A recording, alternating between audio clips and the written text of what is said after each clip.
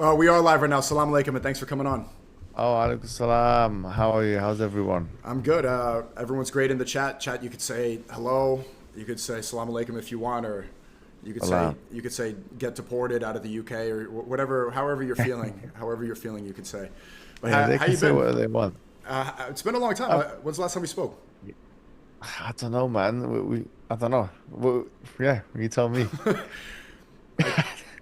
I mean, there was a viral tweet that went around from somebody in my community. They put out an AI picture saying that you were supposed to debate a certain someone, and that was not real. You know, I did try to set it up, but Nick Fuentes. Yeah, you know what? It would be nice to speak to the brother. Like, I don't know why I'm calling him the brother. It's to him, I mean, I would like to speak to him. It wouldn't be a debate. It would be a discussion. I think there's lots of things we've spoken about before, like some of his views, which I would like to ask him questions about, relating to like race realism, relating to white nationalism, to immigration, obviously religion as well. yeah. I think it would be good to speak to Yeah, speak it to him. could be a good discussion. I mean, he did say on his last stream that he wanted to ban Muslims from America, and that surprised me because I thought we were friends. So that one was weird. Sure, that would be a good discussion. Yeah.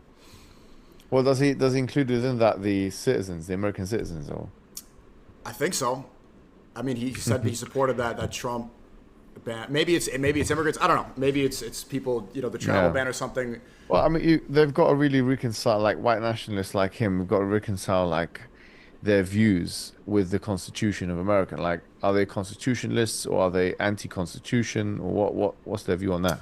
Well, I'm noticing so many of the people on the far right, they want to throw out the Constitution, and they're talking about a Catholic monarchy, which I saw in that debate with Mehdi Hassan. So much of their beliefs, especially saying that it should be only Christianity. It's like America started as a secular country with multiple religions, freedom of religion. That's part of the Constitution. Like that's the fundamentals. Was leaving that monarchy. It was never. In fact, all the founding fathers were Protestant. A lot of them were Enlightenment. Some of them were kind of atheistic. So it's just Yeah. the most patriotic Absolutely. nationalists are actually un-American. Yeah, I mean, that's the thing. What is it to be American? Like, when I went to America and speak to black people there, and, you ask them where they're from, they're going to say we're African Americans. They're not going to say we're from the Igbo tribe of Nigeria, although they probably are, some of them. Their roots go back to that. And I would wonder whether the white nationalists would extend their rhetoric to African Americans who've been around for hundreds of years in the country. And if not, then why not? And if they don't consider race to be the issue, then what is it exactly that they consider to be the issue? If it's religion, what if it's a white person who decides to be a Muslim? So it's very arbitrary now. It's like, you got the Constitution that they're disregarding.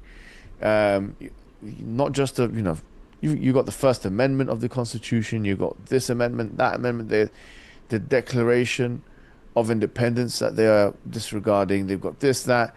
So what exactly is it to be an American? You have to be white. What about himself? Like, I understand that Nick Fuentes himself is not actually fully American. Maybe his dad is Hispanic or something. I don't know what he is. So is his father to be deported? Maybe he should be deported, actually. I mean, you'd be deported because not just because of your religion, but because of you're Filipino. But I was whatever. born. I was born in the city, in New York. But they don't care. So where would I go? Do they care about that? Am I going to Haiti, the Philippines? Am I like Go back to the Philippines, of course. You go back to the Philippines. Why are you here? Yeah. This is a white country. I mean, what we need to understand. How white do you have to be? What if you're mixed race? I mean, this is another question. I've got lots I'm of part questions. white. I'm part European as well. What I if mean, you're mixed technically, race? Huh? I'm like 25% What do you do European. Hungarian, Polish. So it's technically I'm white as well, but people never consider me white. It's very arbitrary, and even Italians weren't considered white for a long time. So I mean, it's The thing similar. is, that's what I would love to know, what the principles at play are here. Like, what is it that defines a citizen of America, or whatever? Is it race? What extent is it race? If it's that, like, how much pigmentation do you have to have in your skin? Like, how white do you have to be? How much would we consider the contamination if you're black? If that is a contamination to the white race, the white nationalist race. If you're from some other, so there's so many questions here that there's no answers to. I would love to know the answers to them. And you know, his some of his views. I haven't looked at exactly what he said about race realism and stuff, but I'd love to ask him about that as well because it's just the stuff he says. I know this, you know, it's a lot of it is just to get attention, and that's fair and good. But we have to look at these things academically and start, you know, scrutinizing them and just ask questions to each other, and that's what I want to do with him. I know I could hear it, in your voice that you want to have a discussion, and then, as Mohammed Hijab does, eventually intellectually discombobulate and humiliate. No, I don't want to humiliate him. I was honestly, I don't really have a personal grudge against this individual. He's not. He's been good with Palestine as well, hasn't he? Yeah, yeah, Yeah. So yeah, but it's similar to what's going on in the UK because right now the United Nations Assembly is happening in New York City. Trump just spoke about Europe and saying that the immigration problem is, you know, they're too afraid to do anything about that. And obviously, Tommy Rubenstein just held a big event in the UK, a very Britain first, where you saw Israeli flags being waved. Can you tell me a little bit about what's happening in Europe? Yeah, so like the UK has had immigration, a lot of it due to the fact that the West has decided to bomb the countries through foreign policy adventurism of the Middle East and Africa. And then the people who have now been displaced of said homes and places decide to go to a place where it's more economically functional for them and they have more prosperity.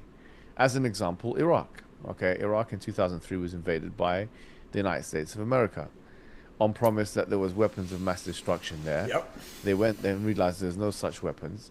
They killed 1 million people. They stole the resource of the land. And then you had lots of Iraqis going to Europe. And then they complain about these Iraqis going to Europe, but you have caused the conditions of your own suffering. Yeah. I mean, so they have caused the conditions of their own suffering. Afghanistan as another country. You've got many Somalians now here in, for example, the United Kingdom. I think it's the third or fourth most Muslim demographic. That's a result of the previous colonialism of Italy and the United Kingdom in Somaliland and Somalia, respectively, which they arbitrarily separated into those two nations. And then you've got the colonial legacy. And the far right and the right wing are trying their best to try and erase that. That you had these Europeans going into the Middle East and Africa in the 17th, 18th, 19th, 20th century, stealing the resources of these people and then asking them why they are poor. If you had a neighbor who had money and then you and your gang friends went into his house and stole his television set and stole his watches and stole his t-shirts and trousers or whatever and his car and everything, and then afterwards you say, you're a poor man, why are you coming to beg from me? Well, that's because you stole his stuff, actually. And so the history of European colonialism and United States adventurism and westward expansionism and manifest destiny has meant for the fact that you have all these people in the world who've had their things stolen. We were talking about Somalians, and I was just talking to one of my Somali friends the other day. I said, isn't it funny, isn't it interesting that they talk about Somali pirates? And they even made a film about it. Captain, I don't know, Captain Cook. I am the captain now. Captain whatever. Look at me. Look at me. It's, everyone knows the movie. Yeah, I forget the Captain something, right? Captain something. And you know, they call them pirates, okay, because they are stealing things in the sea with ships. That's exactly what the British Empire has done. You know, they are pirates. The British Empire were pirates for the longest time. The Europeans have been professional thieves. They're just excellent thieves for the last 300 years. Professional thieves going into country, going into India, stealing the spices and sending it back to Manchester and sending it back to Birmingham and sending it back. Let's not pretend that these are bastions of freedom of speech and expression and they're so morally upright and excellent people. They've been stealing spices and oil and this and that and doing all. Yes, there's some good things about colonialism and they've done some railways and this and that. But don't invent the conditions of your own suffering and then ask us, oh, why is there an immigration problem? The immigration problem was caused by successive government decisions to invade areas in the Middle East and Africa and Latin America and other parts of the world, invade and steal their resources, and then complain about the fact that the people from those countries are coming to get a better life from an economic perspective, or because they're running away from some war that you've caused in the first place. That's what's going on. So if the way to resolve the immigration problem is not to create an immigration crisis, not to kill 100,000 people or give money to those who kill 100,000 people in Palestine. And then you have Palestinian immigrants now in Europe, and you say, why are they here? Why are they coming and taking our jobs? Where were you when they were being bombed and they were being killed and they were being incinerated and there was a Holocaust done on them? Why didn't you forget about them, because we know you're selfish people, the far right, and you only care about yourselves. Why didn't you think about yourselves and thought, okay, this is going to come back and bite us. It's going to come back and hurt us. Immigration is an issue that needs to be prevented, not cured. And the best form of preventing immigration is to eliminate foreign policy adventurism and going into this country, that country, another country. And so this is the first thing that needs to be understood. But the far right and the right wing and the white nationalists, they don't have any semblance of self-accountability. They just want to blame people. Yeah. Blame the Muslim, blame the black, blame this one, blame that one. You are a failure, okay? They are failures. They are most likely to be economically disadvantaged, uneducated. Look at the rallies that you're talking about. You had sexual assault happening. You had some guys urinating there. You had some woman, I saw a video of her running away because she was brown and she was running in the thing. This is a shame and an embarrassment. It's good that they do the rallies. In fact, I'm happy. I would love to see more rallies across London, across the UK from the far right. Please do many rallies, because when you do them, you show us what kind of people you are. You show the British public, oh, these are hooligans. These are football hooligans. We don't want to be associated with that. You got a guy urinating here. You got a guy hitting this guy over there. You got guys ripping a flag over there. Why would I want to be? We're normal members of society. We don't want to be part of this. And it's ironic to me that people are saying put Britain first, but Tommy Robinson clearly doesn't care. Well, he says very openly that he should support Israel. So if you're going to be a nationalist, then why do you have allegiance to another nation that's committing a genocide? The fact that people don't see that is very, I wouldn't even say frustrating. It's just ridiculous at this point. Like, he's made his allegiance clear. And he's been specific too that he only cares about Muslim immigration, but he will gladly welcome in Indians. So if you want to put Britain first, it's very clear that it's not about Britain first, that it's just anti-Muslim propaganda, which I've seen a lot more of recently. It seems like as the conversation opens up more about Israel, the propaganda about Muslims triples and quadruples to redirect the attention. Have you noticed that? Absolutely. I mean, this is clearly a propaganda from Israel, because they understand that they have to try and attack Islam and Muslims as well. The thing is, though, let's go deeper than this and ask a more fundamental question. Why is nationalism a correct option? Like, let's challenge the fact of nationalism. Now, before nationalism comes in and out of fashion, it came in fashion before, obviously, the Second World War. And then it became out of fashion after the World War because of the devastation of the Second World War. And all these whites killed each other on a mass scale.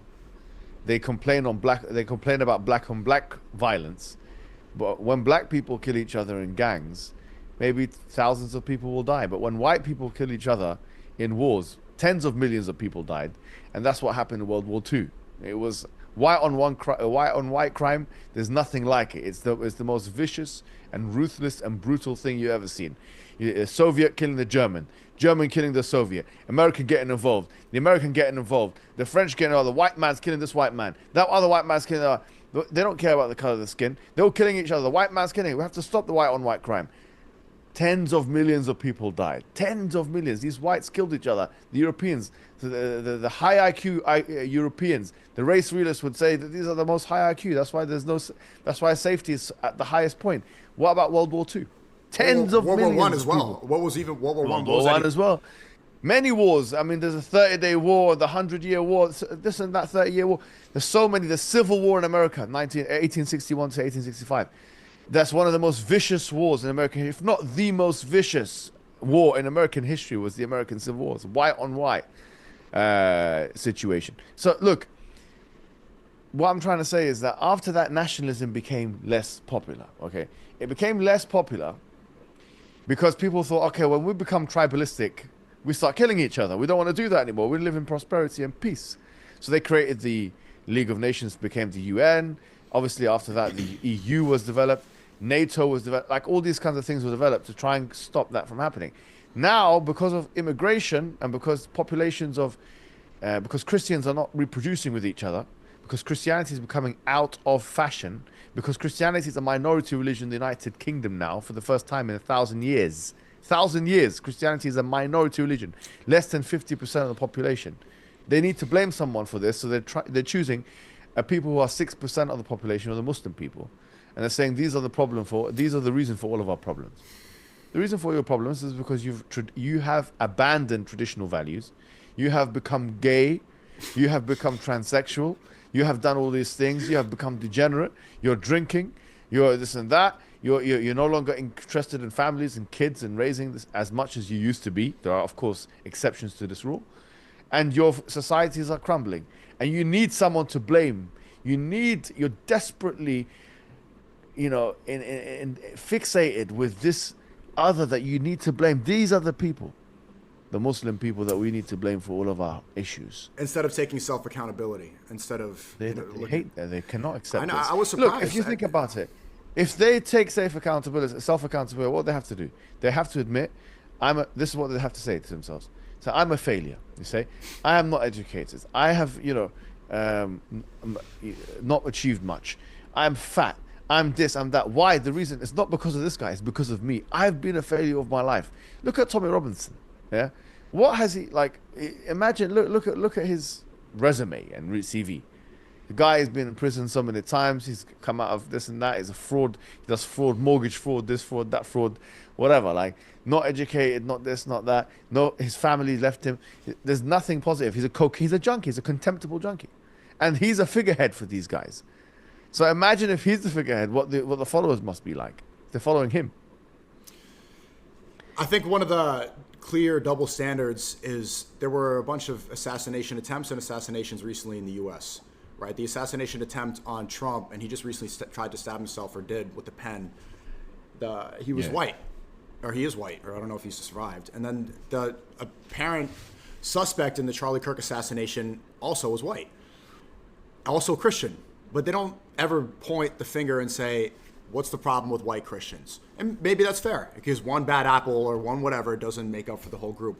But we both know, and everybody watching knows, that if it was an Arab person, if it was a Muslim that attacked Charlie Kirk, the whole religion is getting blamed for it. Every single immigrant's getting blamed for it. Everybody brown, their lives would forever be changed because of that one event.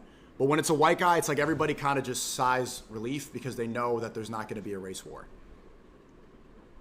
Yeah, I think that's exactly correct. I mean, obviously these attempted assassinations and stuff. Even some Muslims were like, okay, well, actually, let's say it's this, that, and the other. It must have been this, that, and the other. Couldn't have been this, that, and the other. It's not inconceivable at all that, a white leftist or right-wing guy is going to want to kill Charlie Kirk or killed him or this, that. Why is that so hard to believe? He just so opposed to him and he shot him and he killed him. Now, I actually am very convinced with the Mossad conspiracy theories.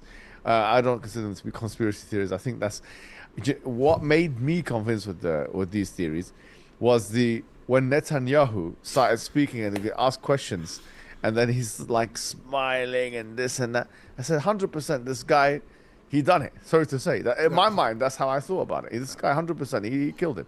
He's the one who shot him. Not him personally, obviously, but he somehow in my mind. Now, obviously, I can't prove that. I'm not going to try and do Candace Owens things and say I've got any receipts. I don't have any evidence of this. But it just from body language, I'm looking at the way that Netanyahu is answering this. I believe that that's what happened. I think that they have that kind of reach and that kind of capability. And I think probably the reason is because he was starting to change some of his views.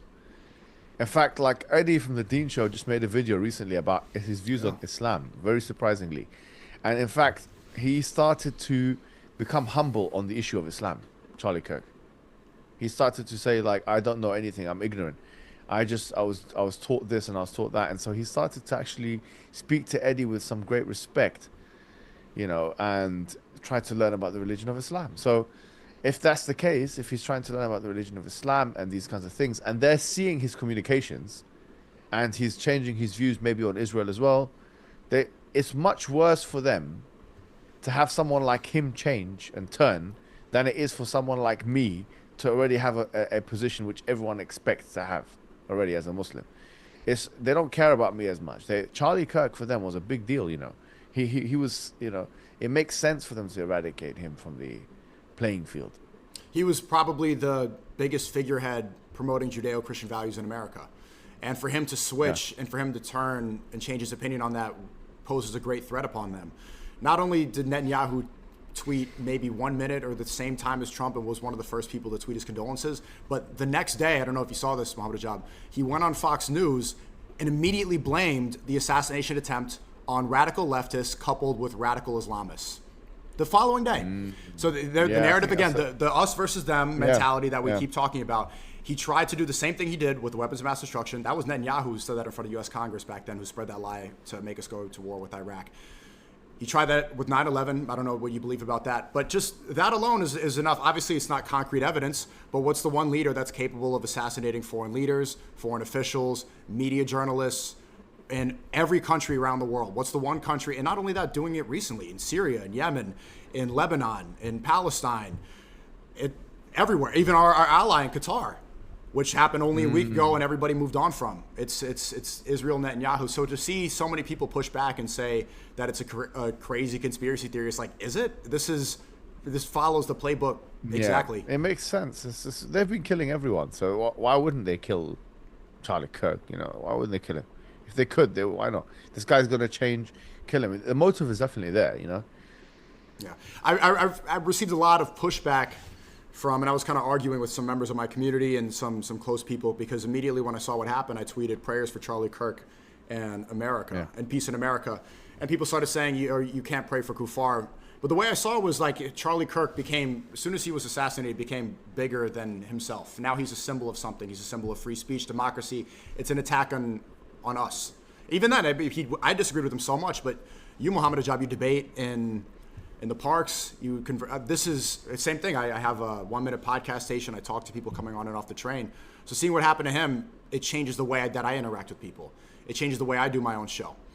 And although I disagreed with so much of what he said, although I did attack him a lot when he was alive, and because he was very critical of Islam, I have condolences, and I was weary that a race war or something, or pandemonium, a division, all that would ensue. And so people got really upset, and I saw people's having a differing opinion. But I want to hear from you. Is that something that's how frowned upon is that to say prayers for Kirk and peace in America? It's not Kirk. It's not to do with him in particular. It's to do with what is the Islamic ruling on a Muslim making prayers, for example, for God to forgive such a person who's not Muslim. And the Islamic position is that that's not allowed. Now, it doesn't mean that just because you're not allowed to do prayers for them, that we know that they're going to hell eschatologically or anything like that. I'm not talking about Kirk now, I'm talking about anybody. Like, say, for example, if someone has a Christian mum and her mother dies, what's the ruling on praying for her to go to heaven or to forgive? The ruling is not allowed to do that, right? It doesn't mean we're saying that she's going to go to hell, because she might have had the wrong message. And I genuinely believe with Charlie Kirk, he didn't know what Islam was. He was rejecting a religion. He was rejecting a religion which he had no idea of. And for me, what proved that the most is the communications he had with Eddie from the Dean Show, because the communications showed rank ignorance from his side. He didn't know what Islam was. I'm convinced he didn't know what Islam was. He just heard like talking points from people. And I think many people in the right wing, in the Bible Belt in America, they don't know what Islam is.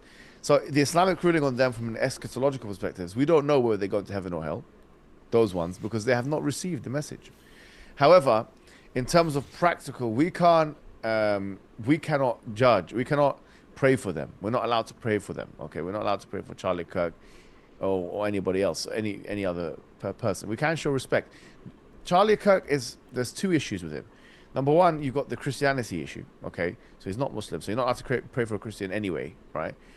And then you've got the other issue of him, the genocide issue, and he was pro-Israel and he was anti-Islam. He's actually, I came to see and realize that he said things about Islam as well. Okay, Yeah, he did. So the Sharia now has something to say about him. Okay, which is that he's not a normal non-Muslim. He is actually what he was referred to as a combatant or harbi.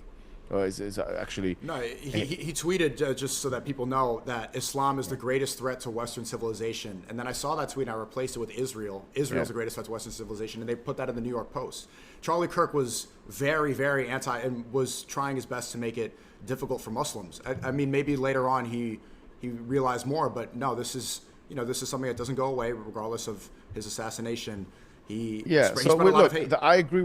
I agree with your sentiment about, like, we don't want to see that happen to people we disagree with in the West, in the UK, the US, anywhere. This is not something we endorse, and we agree with the social contract, and we disagree with anyone who wants to break the laws. And we believe that if anyone, look, this is the deal we've made with each other. That the deal we've made with each other is that we're not going to be killing each other and hurting each other for expressing different beliefs and different viewpoints. That's the deal, and we don't want to live in a world, especially as unarmed minorities, okay, as Muslim people. We do not want. We are the worst subjects to be wanting a world like that, especially in countries like the USA, right? Where as unarmed minorities, we somehow want to live in a world where shooting somebody that you disagree with is an acceptable practice. That's not in anybody's interest, and it's not something we're calling for or want or anything like that. But what I'm discussing is more the theological aspects now, because you asked me a question about the prayers aspect. So Islamically, it's not permissible to pray for a non-Muslim if they're Jewish, or if they're Christian, or if they're atheist or Hindu. In fact, the Quran says that Abraham had a father who was non-Muslim. When we say Muslim here, Abraham obviously didn't believe in. We don't believe Abraham believed in Muhammad. We don't believe in any of that. Abraham was a prophet according to us, okay, and he believed in God, and he was submitting his will to God. That's what Muslim means. That's so the definition. He's someone who submitted his will to God. His father didn't do that. His father was a polytheist. He believed in multiple different gods, and because he loved his father, he would pray for him after he died even, okay, and Allah kind of rebuked him for that, but he also acknowledged that that was because of his kind heart, okay. So I think the Muslims should be the same thing with you. Okay, well, you shouldn't do it, but I understand that you might have a sentimental attachment to this individual. So people shouldn't be too harsh, especially considering these are new rulings to you. You never heard this before to you.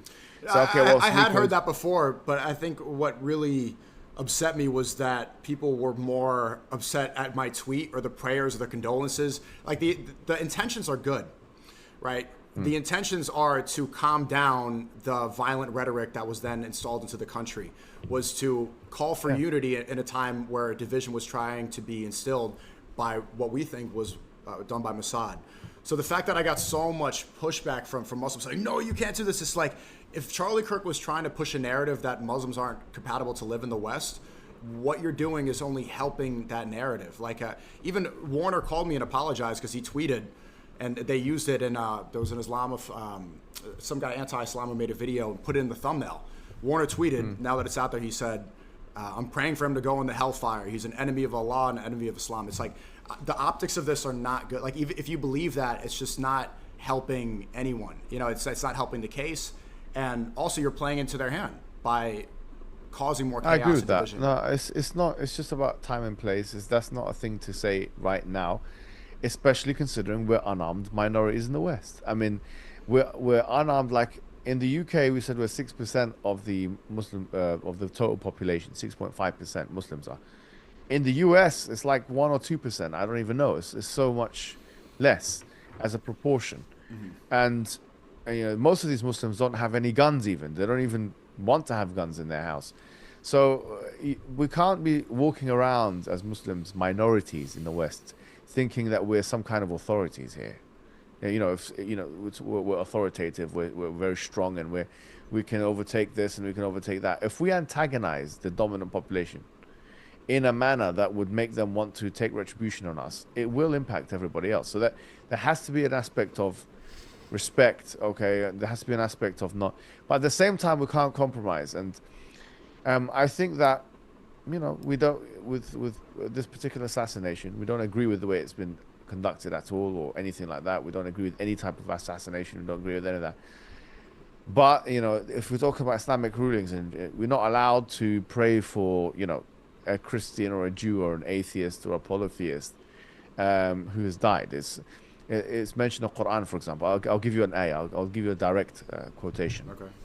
Well, Allah says in chapter 60, He says, maybe in the 5th verse, something like this. It says, قَدْ كَانَ لَكُمْ في إبراهيم والذين معه قد كان لكم أسوة في إبراهيم والذين معه إذ قالوا لقومهم إنا براء منكم ومما تعبدون من دون الله كفرنا بكم. This is a very harsh verse, but I'm only giving it to you to show you the extent of it. وبدأ بيننا وبينكم العداوة والبغضاء أبدا حتى تؤمنوا بالله وحده إلا قول إبراهيم لأبيه لأستغفرن لك وما أملك لك من الله من شيء. Allah says in the Quran that you have a good example in Abraham and those who are with him, when they said to their people, we are disassociated from you and what you believe. So he says, Abraham is saying, after he's done da'wah to his people, spoken to them, there were a group of them, they were hostile, they were disbelieving, they were rejecting. He says, I don't believe in what you guys believe. So in a way, I think these are the closest to the far right. The ones who, they tried to kill Abraham, they threw him in the fire, all these things. So the far right are like that to us now, right? They want to kill us, they want to remove us, they want to destroy us, whatever.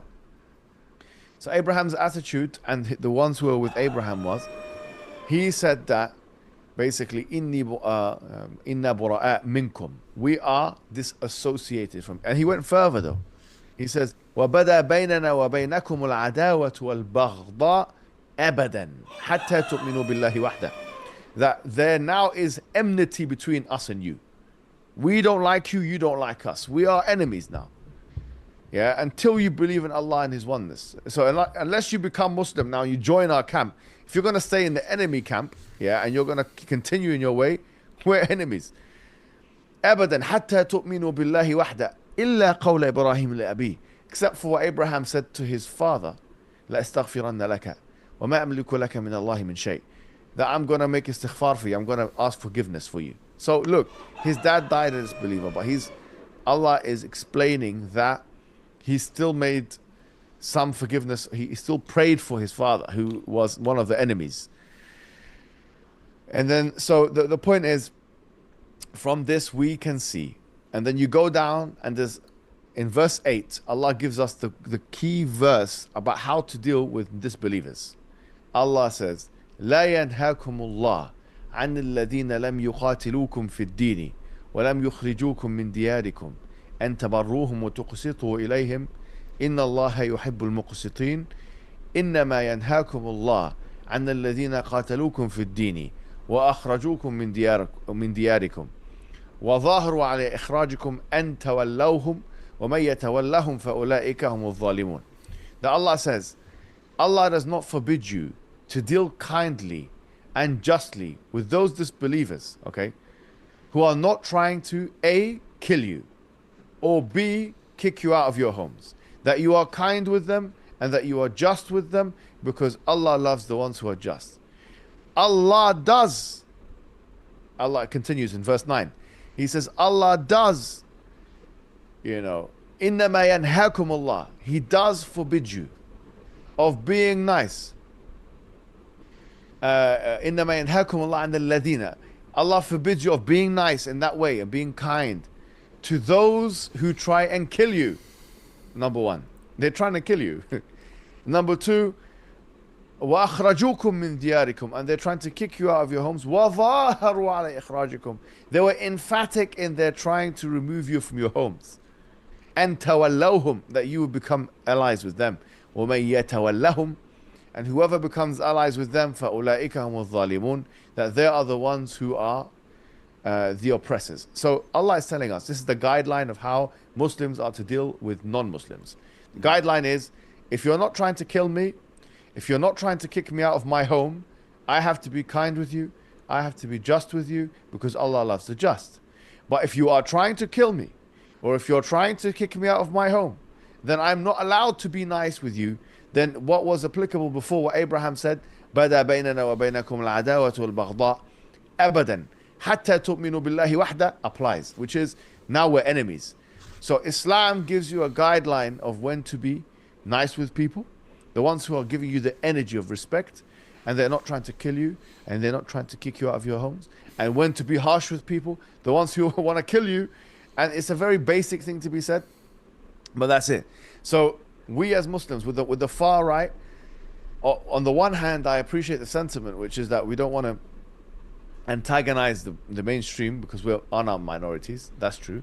But on the other hand, so too was Abraham and those with him, unarmed minorities, yet they went against the far right of their day. They went against the ones who wanted to kill them and remove them from their day. And they didn't care. They came out just open-chested and said, you do your worst, because at the end of the day, we're enemies now. So to Tommy Robinson and all of it, we're enemies now. That's it.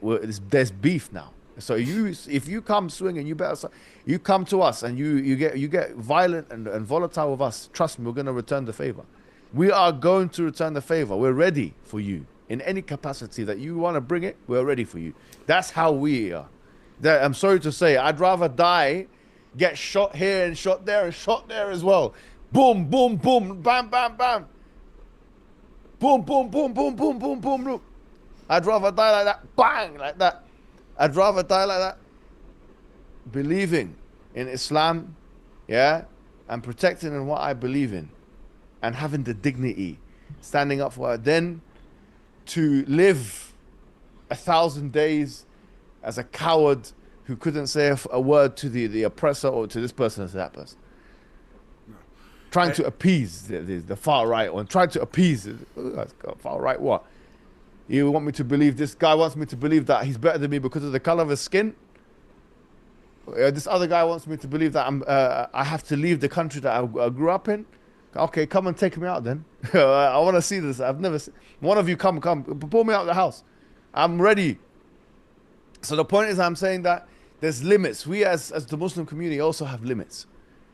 You know what I mean? We also have limits. We're not going to just take it. You're not just going to talk like that. You try and do something, come to our communities. You come to the areas where there's Muslim majority. Go to the areas in Holland, in you know where to go. In London. I've never seen this far right in certain areas in London, you know. They try and come and then they get removed if they go to those areas. They go to like the areas with a lot of ethnics and this and that. I've never seen them there. Why are you going to those areas outside of Epping Forest and this and that? Why are you picking on some people in a hotel and this? What are you doing? Attacking this one at a hotel or trying to get like an organized protest? Go to the, if you hate immigrants, go to the immigrant areas and show the placards there. Go to Alum Rock, go to Birmingham. I'll see what you're going to do there. Go to Tower Hamlets. I've never seen them in Tower Hamlets. I've never seen them in Harrow Road. I've never seen them in Kilburn. I've never seen them in South London. I've never seen a single flag here in South London. If I'm trying to convert people, if I'm trying to convince people that are not white immigrants to get out and stuff, well, go to the immigrant areas. How comes you're not in the immigrant areas? Come to the immigrant areas. Why don't you, the far right, come to the immigrant areas? Because you know what's going to happen. Wallah, you know what's going to happen. What's going to happen is you'll get battered. That's what's going to happen. Physical. I'm telling you, you go to the immigrant areas, you will get battered. Physical. Yes, you will. You will get battered. Yeah. Well, and you know it. Hopefully, hopefully that doesn't happen. Hopefully, no, but that's why they're not going there. Coexist. You know. Hopefully, people go. It's just funny that as soon as you started reciting Quran, people in the chat are saying like, "Oh, he's speaking terrorist. He's like, you see desert religion." This point that I keep seeing from Christians when they say, or whoever, sometimes it's Jews, when they say, Islam is a desert religion. It's like, where do you think Christianity was from? When they make fun of Arabic, it's like, what language do you think Jesus spoke? Do you think he spoke English? You think that he was from Ohio? No, you speak in Aramaic. It was the closest language to that is Arabic. It's a dead language now, but just Semitic language. There's so many people that think that I'm seeing them try to tie whiteness to Christianity the same way Jews have tried to tie their religion to Zionism, and turning it into an ethno-religion. And it's just not going to work. Christianity is a Middle Eastern religion. And Jesus was a Middle Easterner. And they worship a Middle Easterner. The white man is worshipping a Middle Easterner like me, who looked more like me than any white man in America. You're worshipping a Jew. We're telling you to stop worshipping this guy. We don't believe in worshipping Jesus. We believe that he was a mighty messenger, that he was the Messiah. Yes, we believe. We believe in all of this. Yes, he was the Messiah. We believe that he was a mighty messenger, that he was conceived. Correct. We believe, yes, he was conceived from immaculate conception from Mary. We believe in all that stuff. We actually do. Jews don't believe that, by the way. Muslims do believe that. We're the only other major world religion who believes in those aspects. But we don't believe that he was God or the Son of God. I'm telling you to stop worshipping the Middle Easterner. Christianity is a Middle Eastern religion. The Old Testament is Hebrew. Okay, it's called the Hebrew Old Testament. That's what they call it. The Jews call it Hebrew Old Testament. It's Hebrew. It's a language which is nothing like the English language. It's a cousin language to the Arabic language. That's the Old Testament. Then you have the New Testament of Koine Greek, and you have aspects of it in Aramaic, which is also a Semitic language, Aramaic. So the point I'm making to you is, like, don't try and you have imported a Middle Eastern religion and made it into your religion. If I were to recite the Old Testament, it would sound more similar to the Quran than it would to me and you speaking, Sneako, because it's a Semitic language. So at the end of the day, a lot of these guys, they can say what they want to say, but you're going to need to have evidence. You're going to need to argue your point. What is it to be an American? Let me ask you this question, a simple thing. What is it to be an American? To live in that area? What if you're an indigenous? What if you're a native, a red Indian, Native American? Are you an American? Do you have to be white? Do you have to be born in that country? Do you even know what is America? What is America? If everyone died in America, 360 million people died in America, everyone, nuclear weapon, boom, boom, boom, boom, Russia get mad and finish, you're all dead. Is there such a thing as America? Is America the people or the place? If the Middle Easterners came and occupied America, and all these Arabs came and they came out, is it still America? Can we still wave the flag, or is it something else? So if it's the people, then does it have to be the white people, or is it the black people, or is it the mixed race people? Who do we eliminate? Hispanics? You don't even know what America is. America is a fiction. There's no such thing as America. Furthermore, you know why? America doesn't exist, and nations don't exist, because 100 years from now, everybody in your country will die, and there will be a new group of people, and they will be the new America. And those people are completely different from you. Like 100 years ago, the people that were there are completely different from you. Therefore, the America of the past is completely different to the America of the present. And which one is the America that you accept? Because I assure you, you would probably live in any Middle Eastern country or African country than go back 100 years and live in the America of the 1900s. You'd feel more at home in 21st century Mozambique than you would feel in 19th or 20th century Texas. You would feel, as an American, you'd feel more at home. Which shows you what? It shows you that America is nation and nationality and nationalism. This is a social construct. This is a figment of your imagination. Someone in the chat made up a good point. I mean, if nations don't exist, then what about Palestine? Why can't the Israelis... Same thing can be said about Palestine and Egypt and Iraq and every single country in the world, including all of these countries. So then this argument is... Then why can't the Israelis declare Palestine their own state? No, I'm saying that all of these countries, Israel as well, all of these things, the idea of a nation, what is it? Is it the people? If we're I'm anti-nationalism, to be clear. I sometimes you'll see me waving the Palestinian flag as a means of solidarity with the people of Palestine, the people who live there, the ones who are dying at the moment, okay? But the truth of the matter is, we don't take that stuff with us when we die. We don't take that to our grave. My religious perspective is, I'm asking a simple question. What is it to be an anything, not just an American? American, English, Palestinian, Israeli, whatever. If you say it's the land in which you occupy, then my response to you is, well, what if new people occupied that land and it was a land transfer? For example, if all of the Russians, like did happen in Alaska, let's just say the whole country, Russia became, all the Russians moved to America and America moved to Russia. Would they change flags or would they keep the same flag? Would they say this new Russians, would they say that they are Americans? Or would they say that now actually we're Russians, Russia has changed locations? Okay, you would say, I think the most coherent thing you could say is the people are what make it. But the people are different today than they were 100 years ago. And their beliefs are different and their ideology is different and everything is different about them. But if that's the case, then the immigrants are part of the country because that's the new people. The African Americans now are part of the country. Then Americanism is not tied to whiteness anymore, just as much as Britishness is not tied to whiteness because the people keep changing. Because if you were to go back in the 19th century in Britain, it's a different country. It's like going into a time machine. You'd be completely alien to that place. If you go to a time machine and you go back 19th century, you would not want to be there. You'd rather be in any developing, so-called developing country in the world than to be in your country 100 years ago. You would never accept it. So what I'm trying to say to you is that you have a flimsy notion of nation. It's a flimsy notion. And you're so proud of something which is ill-defined, arbitrarily defined. Wait, me? It's a social construct. Me? Huh? No, I'm not talking to you. I'm talking to the right wing. I don't know. Do you feel that? Did you feel this? I was wondering. I thought I wasn't sure. No, not you, man. No, I'm talking to the right wing. These guys that are waving flags that don't even know what it denotes. What is the historical significance? What are you proud of exactly? Like, is it the colonial legacy? Is it the racist stuff? Is it this and that? Which part of it is it that you're so happy about? Is it the sports achievements? Okay, well, that one you have a right to be proud of because there's lots of things going good in American sports, I have to admit. Is it Hollywood? What aspect of the culture or the country are you so happy? And this, I'm not just trying to say this is the case with America or whatever country or England. I'm saying this is the case with every single country. That's why nationalism is a foolish concept when taken too seriously. Oh, I'm from this country and I'm proud to be this. If you take this too much, if you take this too far, it becomes a foolish concept, a tribalistic concept. It's just tribalism.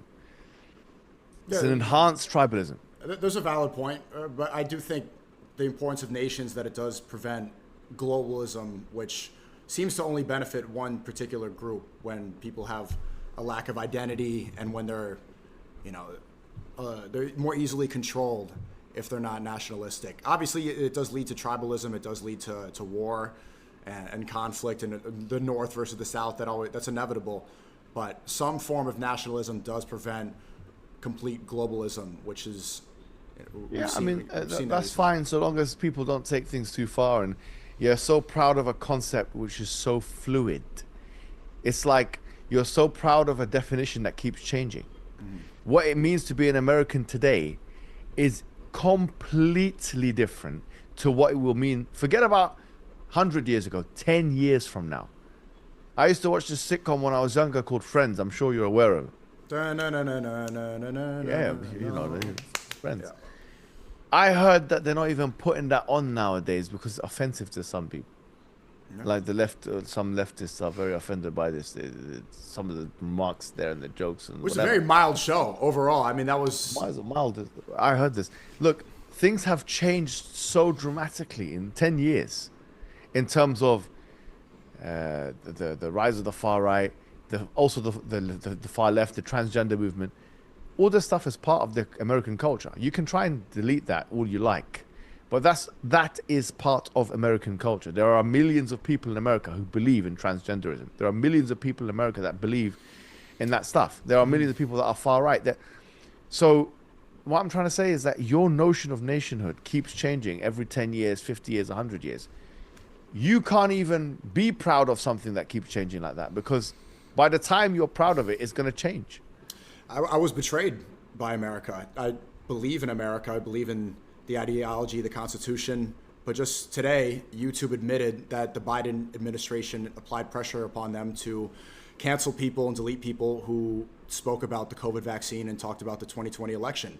That's what I was banned for. And now they're admitting that they violated our First Amendment rights. So you pose a great question. What does it mean to be an American? My ideas immediately what comes to my mind. I get free speech. I think of freedom. I think of these things. I think of the flag waving and hot dogs and this stuff. But what happened to me, this was my life, my livelihood, and everything was taken away for something that violates the rights that I was told I had my whole life in school. I thought that we had free speech. And all of these concepts are problematic. Free speech. To what extent does one believe in free speech? If I came on here and started telling people how to construct, genuinely, with an engineer, me as a Muslim with an engineer, say, listen, let's construct a bomb. How to construct? For the Muslim community, you need to know this very important information. Okay, let's just say, I've got my friend here, Abdulaziz. He's going to show us exactly how to make it so that you can put it on a bus or this and that. You can be nice and convenient for you. Incitement of violence, it does violate free speech. Yeah, incitement of violence does violate free speech. But then I see where you're going to go. Where the line is drawn here, it's drawn there. And you come to realize when you communicate with the far right that even they don't really want free speech. Nobody actually wants free. When you break it down, they want to be able to speak what they want. They want to say what they want to say, but they don't want their enemies and their detractors to speak. Yeah, so all these concepts like freedom of speech and expression, they have to be taken in moderation. I made a video about Charlie Kirk, and I was taking this angle. I was basically saying that the problem is people think that the ones who uphold freedom of speech and expression is the US government, for example, or institutions. But the truth is, it's multiple stakeholders. Like, for example, if you work in a company or something like that and you say something racist, they might have a company policy that you can't say something racist, otherwise you get fired. Okay. Now, it's within the capitalistic free market kind of remit for them, for the employer to fire the employee on that basis. He can fire. He doesn't need to work. There's no compulsion. He doesn't have to have this guy. He can have a code of conduct, and if this guy goes against it, then he can. If there could be a dress code, okay. If a woman comes in with a bikini into a bank, this guy can decide, look, you can't work here no more. She can't say, well, this is an infringement of freedom of expression. She can't say that because it's not going to be respected in any court of law, that kind of petition. So the point is that the assumption that freedom of speech is upheld by the government is a false assumption. It's actually upheld by multiple stakeholders. And that's the thing. When we start unpacking these slogans, phantom religious slogans that the white man has put in place, we believe in freedom of speech. You believe in freedom of speech in certain capacities, in certain ways, with certain parameters, but that freedom of speech is not as you think it is. You cannot, it cannot be upheld. It's operationally impossible for it to be upheld in anything close to an absolute way. So, to what extent does one even believe in freedom of speech? Every society believed in freedom of speech to some extent. Yep. So it's a matter of, I believe in freedom of speech to some extent. Okay, who doesn't? It's just we have different lines. You believe in it to this extent, I believe in it to that extent. Now, if you talk about freedom of expression, I've got a question. Okay. These far right, for example, they talk about pedophilia and stuff like that, and they're against it, and grooming, all these things. Grooming gangs, pedophilia, Rightfully so. Yeah, absolutely, no problem. But then that contradicts aspects of freedom of expression. Let me explain. Because they would say, okay, well, you can have freedom of expression, blah, blah, blah. I say, okay, so long as you don't harm anybody else, we accept. But now AI has allowed you to create child, films and stuff like that of a sexual nature, yeah? Mm-hmm. Using AI and deep fakes and stuff like that. The child doesn't need to be harmed, doesn't even need to be consulted. This is an example of a technological type of freedom of expression, which now the far right who are against things like that kind of thing that we just talked about, and all of us are against. Now they have a thing to deal with, because are you going to ban AI? Are you going to ban these machines that can allow you to put deep fakes of a child's face and whatever body and this kind of? Are you going to ban that? The moment you ban that, that's an aspect of freedom of expression that you've curtailed, and even this aspect of freedom of expression that you've curtailed is not antithetical to the harm principle, because the kid is not being consulted nor they're being harmed. So if you put them in a dilemma, you say to them, okay, the kid's not being harmed because the kid's not involved. You take a picture of the kid without their permission, and you create an AI image of them, sexual one. According to you, if you're a believer of freedom of expression, so long as it's not against the harm principle, this should be somewhat acceptable to you.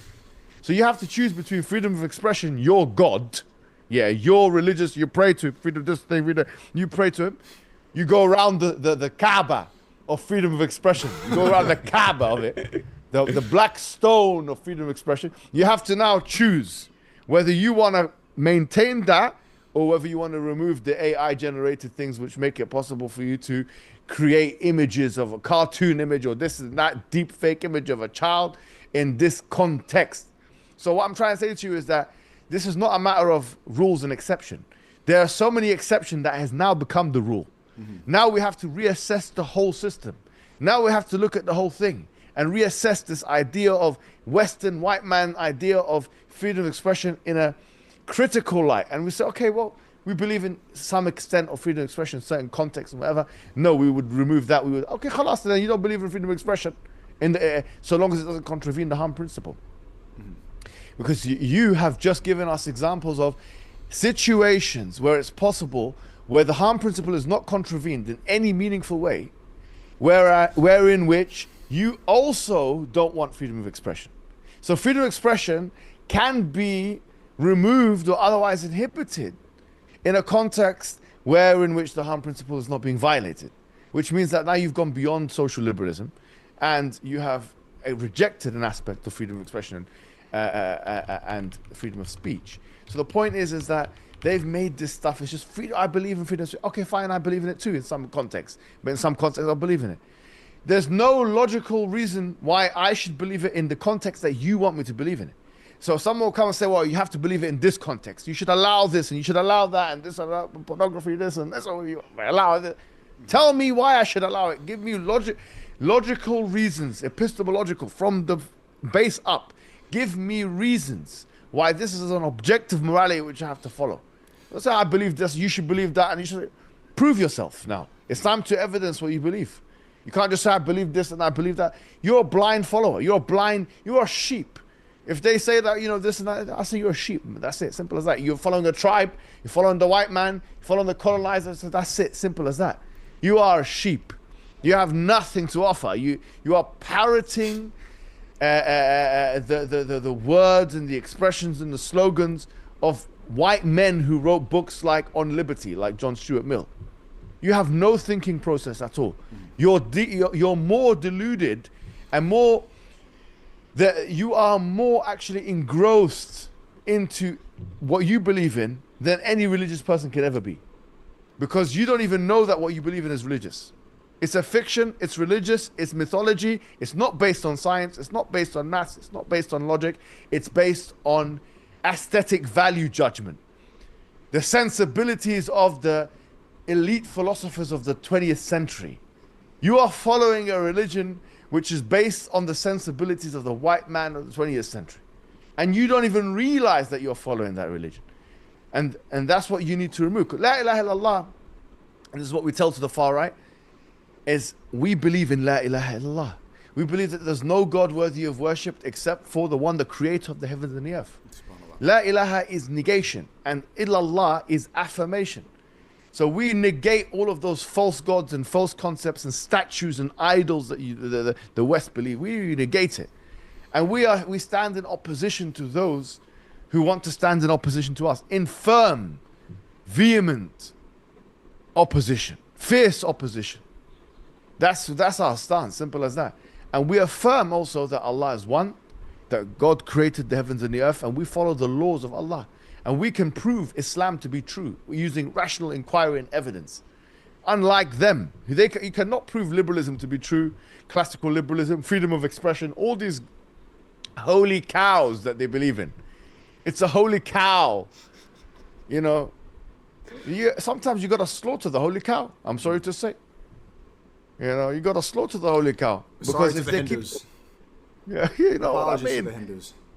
I've already been in a legal case about this and that and the other, but the point I'm saying is that sometimes you got to slaughter it, and that's it. And we think that the Hindus are the ones with the holy cows. No, the white man is the one with the holy cows. The holy cow of the Hindu is more identifiable. At least the Hindu knows that this is a cow, and he understands what that is, and he probably understands. Frankly, a Hindu probably knows that this doesn't have any magical powers. This cow here. It is. Probably, it is. But the white man doesn't know that. The white man, his holy cow's an idea, and he doesn't even realize. The Westerner, he doesn't even realize, freedom of expression. Have I even questioned this thing? The implication, what is this freedom of expression? What is it? Have I even questioned freedom of speech? Have I even questioned the idea of Americanism? All of these are holy cows. Statue. And once you just give it a little bit you get the axe of inquiry, and you start chipping away, you start realizing the statues start crumbling quite quickly, actually. Oh, wait a minute, why is this thing falling down? This thing is nothing, you got nothing. You guys have got nothing to offer. I'm just doing that, I'm not even putting the axe on it. I'm slapping the statue and it's crumbling. Because nothing is, so to say, I'm slapping the statue. I'm just asking a question here about freedom of expression about pornography. The whole thing dropped. It's going down in the first round. I touched this one here. I just touched on this little statue here. Freedom of speech. Touch that one. Just let it drop. This one here, Americanism. I'm such a great American. Touch it. It's on the floor. What is it to be American? I don't even know. It's a social construct. A British English flag, this and that, whatever. And then I touch it and I tell you, what is it to be British? And you realize there's not even a defined, objective, static, anchored thing of what is it to be British. You don't even have a definition. None of these guys, I dare you to go to any of these far right and say, what is it to be British?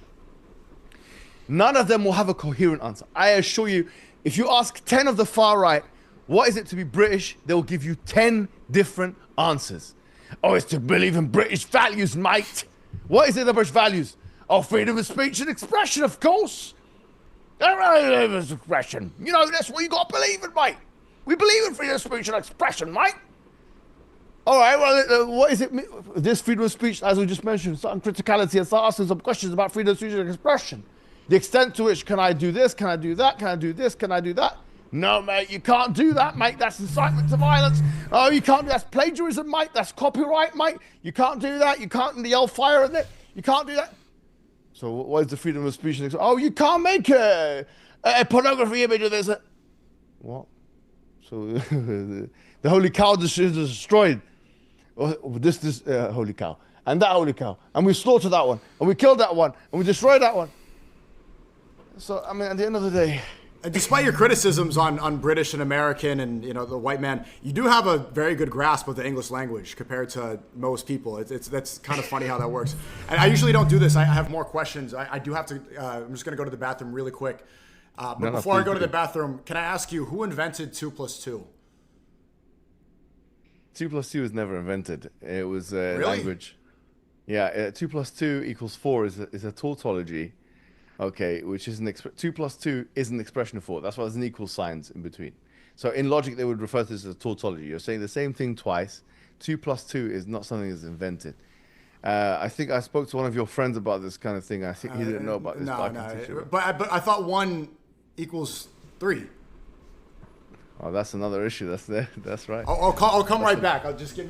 I saw you tweeted, I think a couple days ago, that leftists deserve credit for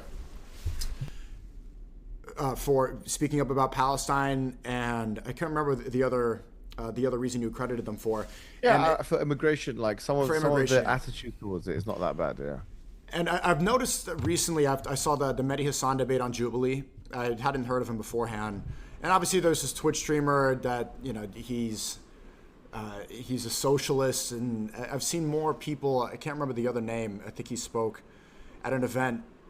But Mehdi Hassan and others. Oh, and also there's Mamdani, the guy running for mayor in New York.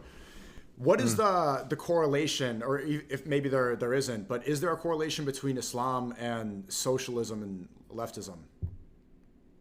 Yeah, I mean, so look, Islam is, we can't think of it in the following way. We can't think of it as the West has defined the political spectrum, and we have to define ourselves according to this political spectrum that the West has drawn out for us. Because the West has, you've got left wing, and you've got right wing, and you've got center. Okay, this is, and obviously the left in America is different to the left in England. It's different to the left in France. It's different to the left in other countries, right? And the right and so on. And so the way they would put it is, okay, so you've got, let's put it this way: you got social, political, and economic, right? So you can be socially, you can be socially liberal, but you can be fiscally, for example, conservative, or you can be the opposite. Like a conservative fiscally would be a classical supply side type of economist. Like they would believe in minimal state intervention. They would believe in limited government or something. That's how I would see it. Like classical economics, people like Adam Smith. That is more of a classical liberal position. I'm not talking about liberal with a big L. I'm talking about classical liberalism, which is a different thing. So left-wing positions are not that. That's more Keynesian economics. So, for example, Keynesian economics would be long-term planning and redistribution and taking large taxations and that kind of thing. So, look, that's their understanding. They've got the left and they've got the right and they've got the center. Islam is above and beyond and transcendental and completely not interested in that. It came before that. It has a different morality. It has a different set of propositions, different layers of importance, a different hierarchy of importance of what's number one important, 2, 3, 4, 5. The most important thing in Islam is to worship one God and to do your purpose. That doesn't really fit in anywhere in the political spectrum. Although some people on the right could say, well, we're more religious. But that's it, really. For us, the most important thing is one God. Then after that, it's, for example, the community, the Muslim community, the family. You know, your mother, your father, or your brother. This is very important in Islam. So we have a hierarchy of needs. We have a hierarchy of important things. This is not necessarily there but there are some aspects of the right wing which we can sympathize with some of their behaviors and sentiments and some attitudes towards the family, although we have a much stricter and more defined view of what to be. What they have is primitive. I'm sorry to say. These whites, supremacists and others, they have a primitive system, far right and all that. We don't need to look at that because, with all due respect, like, for example, they've been around for, like, the superpower of America has been around for 30 or 40 years. They haven't really achieved much, and they're in a decline. They're one of the weakest superpowers, pound for pound, in world history.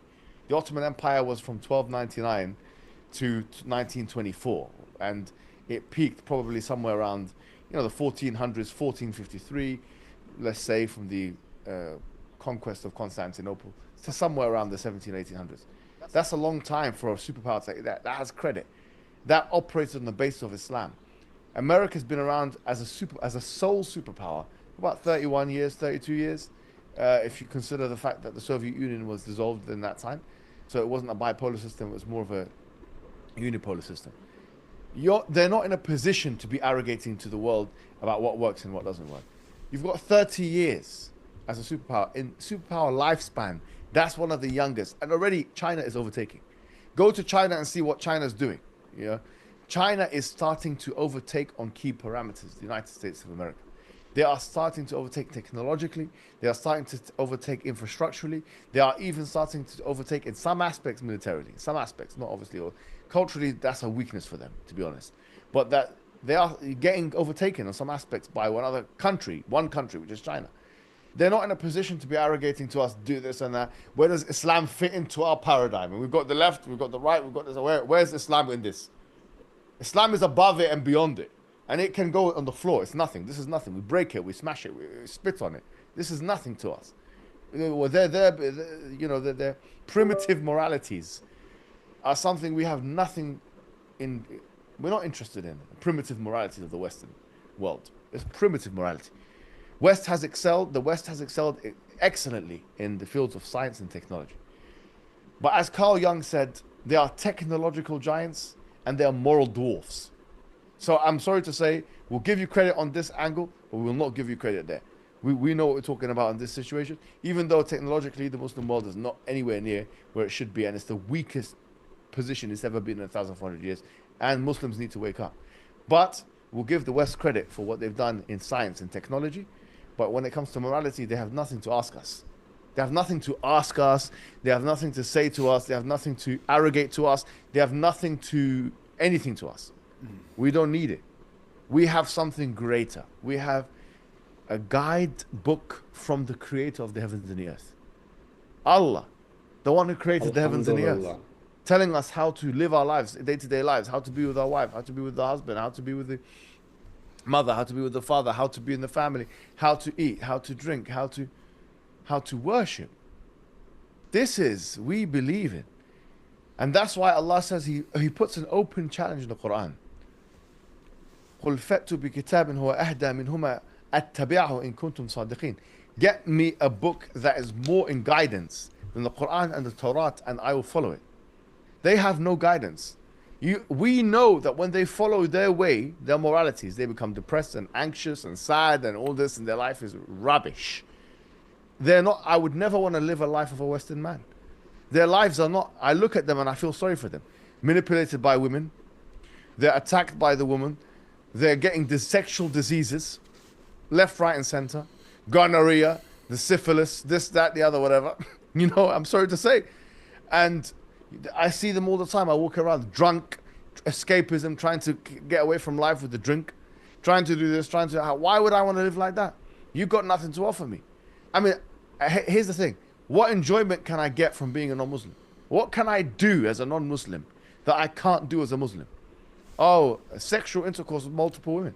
Well, I can do that as a Muslim, actually. I'm sorry to say, I can. Or what is it? What else?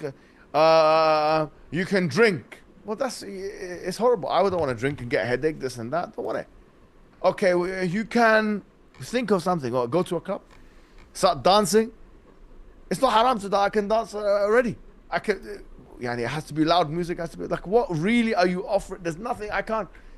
So, from this perspective, the West has nothing to offer me. You know, the left wing, the right wing, this and that. I'm sorry, there's nothing there. I feel much better with consistency, a spiritual regimen, something which is like I wake up, I'm praying, I'm fasting, I'm doing this, I'm doing that. The family, there's no, wallahi, forget about it. The West is miles behind this. Forget about the West. Why would anyone want this? Everyone knows that's not what the West is good for. I mean, the West, you go there for money. You go there for education. You go there for medicine. You don't go there for morals. There's got to be some sort of alternative because speaking fiscally, the wealth gap is getting incredible. And whenever you start talking about this, I get criticized and get called a socialist or communist. Well, when the average person at Gen Z has accrued $94,000 in debt, something needs to change. Like there needs to be, I'm not sure what the solution is. And then you see videos from China, which you just brought up. And China, we've been told for so long through propaganda, is an evil state that's communist, that spies on its citizens. Then you see videos of their balconies and the infrastructure and what the government is providing them and the way they're interacting. And you're like, this is not the communist hellhole that I was told. So, I mean, this is a place that's, if we're looking at the long-term play, if we're looking at the chessboard, China will definitely beat us or beat the West in a conflict when that inevitably happens, maybe 40, 30, 50 years in the future. China they're looking almost unstoppable. And one thing that they're able to talk about is how the West has been completely controlled by Israel, right? This one nation that's extremely strong, that's not involved in all these conflicts on the other side of the world. And they can acknowledge that all of our resources, all of our control, our government, and everything has been pretty much, they even talk about how World War I was a scheme to make money, how the Zionists were able to get people in Europe to fight against each other so that they can make a bunch of money from the military-industrial complex. So I'm wondering what the solution is. I mean, we talk about the collapse of the West and people get upset and they defend Western values. They might call you brown and say you worship the black stone and stuff, and I say I need to get deported. But I want to, I was born here and I want to fix this issue. The Prophet Muhammad told us something very interesting, which corresponds with exactly what's happening today. And I looked and thought about this particular hadith of the Prophet, which is actually a prediction and a prophecy. And I was astounded to find that in the 1,400 years of Islamic history, there's never been a time which this hadith explains more than the time we are living in now. And this answers your question as to what the solution is to the problems that we have, because it also outlines the problem. The Prophet told us, يُوشَكُ الْأُمَمُ أَن تَدَّعَ عَلَيْكُمْ كَمَا يَدَّعَ الْأَكَلَةُ عَلَى قَصَعَتِهَا. That the time will also almost come where the different nations the different nations, the different peoples will conglomerate against you. The way in which people on a dinner table break up food amongst themselves. So in other words, imagine we're all on a dinner table and we're separating food. You've got the pizza here, you've got the pudding, you've got this and that, whatever it is. You've got the sausage, you've got whatever you've got. So you're breaking up the food, this and that.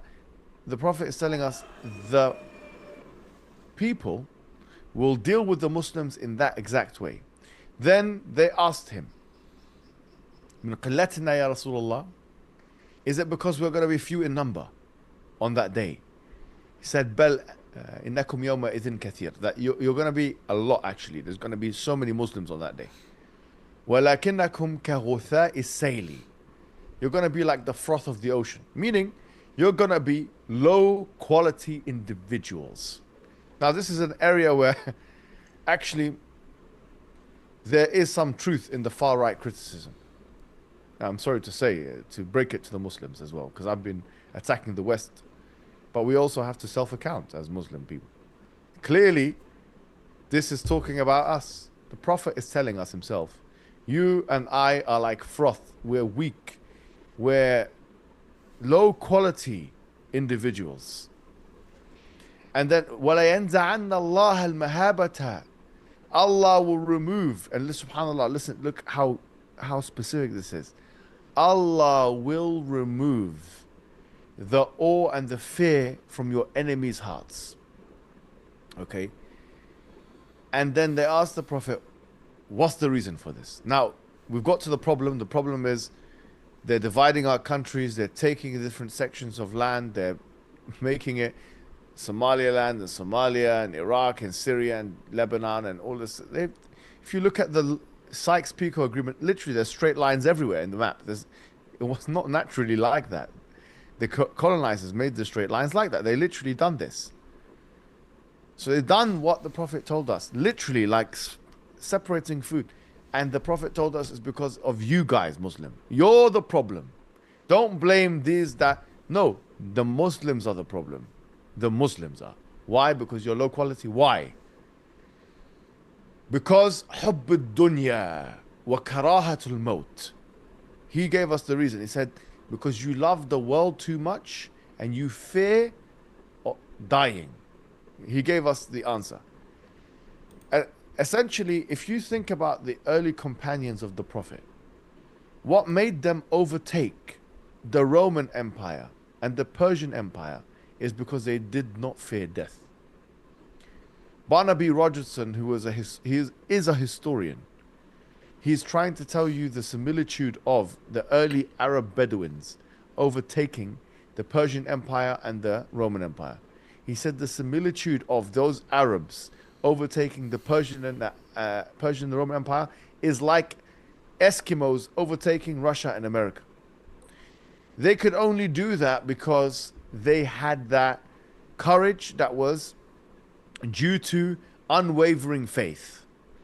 I have traveled the Muslim world and I can conclude to you that Muslims do not have anywhere close to the unwavering faith that is required for us to save Palestine, this, that, or the other. And I will say something very controversial, and I don't want it to be misunderstood or misinterpreted, which is, I sometimes think, what is the wisdom? What is the wisdom that Allah gives for certain things? What is the wisdom for Israel, for the existence of an oppressive state that's doing what it's doing to the people of the people of Palestine and Gaza in the West Bank, wherever it may be, and other countries as well now, as we've seen. And I realized that actually Israel might have been exactly what we needed.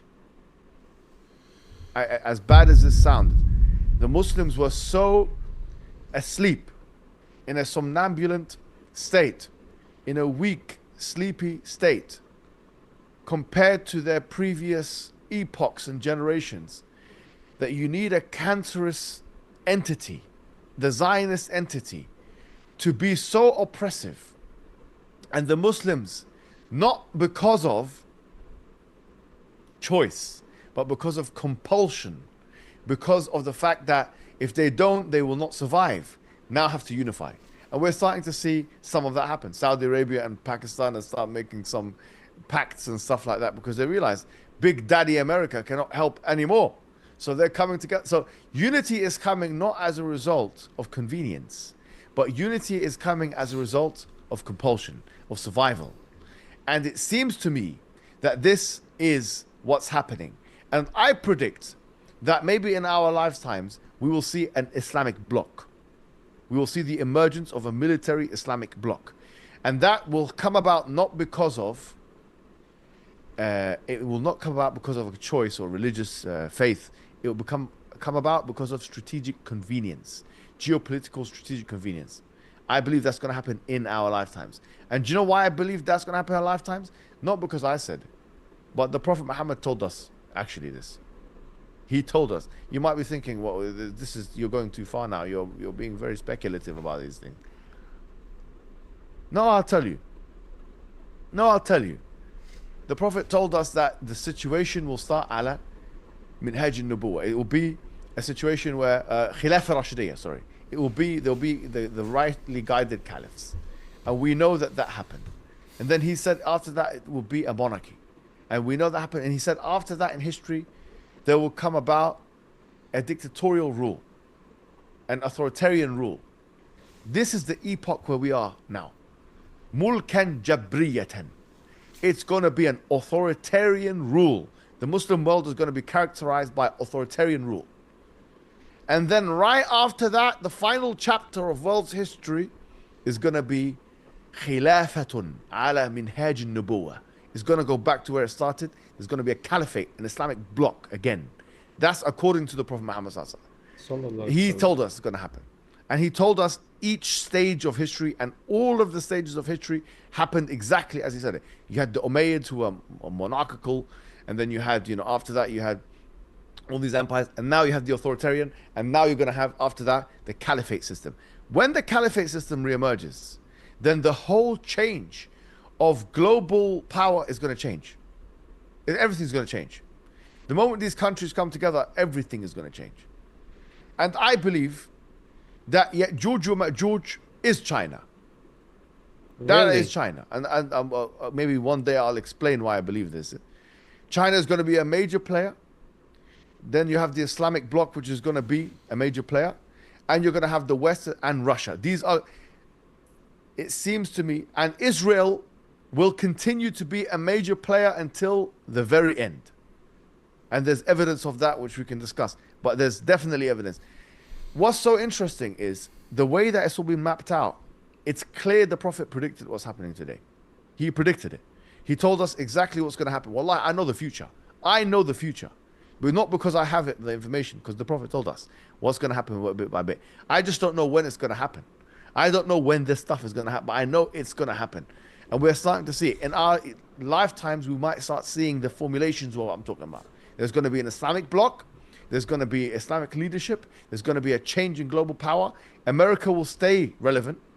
I believe the West will stay relevant. I believe Israel will stay relevant. I believe China will stay relevant. And there will be an Armageddon. There will be a day of judgment as a result of that. That will be the tail end of history. And then there will be no human beings again. And then we'll go to day of judgment. We'll die. That's prophecy. I mean, even the Christians agree upon this. Most of it. Yes, I mean, but it's incredible how the Prophet told us all of this. Like, there is no religion which tells us this level of detail of the information. I'm telling you, there's no religion in the world. That it's even telling you the countries and the peoples. It's even telling you what's going to... Like, for example, I said the West, right? The Prophet mentioned Ar-Rum. There's going to be a tahaluf. There's going to be an alliance between the Muslims and Ar-Rum. And there's only two contenders in the world today of what could be Ar-Rum. Russia, because they have a Roman Empire kind of history, and the Western world. And it could be either of those two, So why is it the Prophet is mentioning that these people who's Banu Asfar, who are the white man, the European man, are going to maintain relevance until the end of days? That's what he told us. Ya'juj and Ma'juj, I have my reason for believing that they are the Chinese. Can you explain my curiosity? I can't. I want to really hear it, and the chat wants to know as well. How do you pronounce it? Juj and Ma'juj? Yeah, so in the Bible, they're referred to as Gog and Magog, right? And so people say, well, they're behind this wall. And obviously the Quran mentions the wall, but some people assume that they're going to be in some small location. I don't think so. I mean, some great scholars of Islam, even some Salafis, like Bin Baz, he said it was China. Bin Baz, Salafi scholar of the last 20 years or something, he said these people are China, the Chinese. Now, I believe that is the case. I looked at some classical opinions, it's Eastern countries. It doesn't have to be this confined space. Some people say, well, there's a thing that says about the wall and it's going to be removed and whatever. That's actually a weak hadith. There's a weak hadith talking about the bricks being removed. And it's one day it's inshallah and whatever. That's a weak. So I believe, this is my interpretation of this matter, that Ya'juj and Ma'juj are China and maybe a few countries surrounding it, okay? Maybe Taiwan, I don't know if it's going to be overtaken by them. Hong Kong maybe, or these kind of, but it's going to be that kind of country. That civilization is going to pose a serious threat in the end of days. They're going to, when they turn on, according to Islamic prophecy, if they are Ya'juj and Ma'juj, they're going to create such destruction in the world has never seen it before. According to Islam, if that is the case. Many people on TikTok are now convinced that the rapture is coming. All the Christians are talking about selling their cars, which I thought was silly, because if you think that the end times are here, why would you sell your car? What does that have to, just the responses. But you said you don't know when it's going to happen, but this conversation has definitely opened up a lot. I've never heard of Ya'juj and Ma'juj before. And it says here, the Gog prophecy is meant to be fulfilled at the approach of what is called the end of days, but not necessarily the end of the world. Jewish eschatology view Gog and Magog as enemies to be defeated by the Messiah, which would usher in the age of the Messiah. One view with, and this is the Dajjal, correct? This is not Jesus. Yes, right. Well, I mean, the Antichrist is the Antichrist, yeah. So, I mean, Wikipedia yeah. didn't specify which Messiah they were talking about, but this one is the Antichrist. Okay. It's Jewish eschatology, which would usher in the age of the Messiah, a.k.a. the Antichrist, or Dajjal. One view within Christianity is more starkly apocalyptic, making Gog and Magog allies of Satan against God in the end of the millennium, as described in the book of Revelation. So they're basically like under. Can you explain it in your definition? Yeah. So Ya'juj and Ma'juj are a group of the two tribes that I mentioned in the Quran in chapter 18, right? And this figure called Dhul Qarnayn, who some speculate is Cyrus the Great. Back in the days, although we don't know who this person is, he's an historical figure, who he interacted with them, and he built a big wall between them. And what happened is people now are speculating who are these people, and what is going to be their role near the end of days. And the Islamic tradition indicates that they're going to have a destructive role in the end of days, that they're going to destroy everything they see.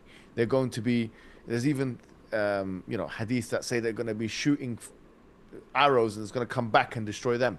Now, we don't know what that means. Could it mean nuclear weapons of mass destruction? Could they be detonating? It could very well be that they're going to be destroying, they're going to be using nukes. They're going to be destroying things so badly that they themselves are going to get destroyed because of it. They're going to destroy themselves. They're going to be so destructive. It could be. China could transform overnight. They could become like that. Wait, so now they're not acting like that. So Ya'juj and Ma'juj, they're a civilization. There are people that work for the Antichrist.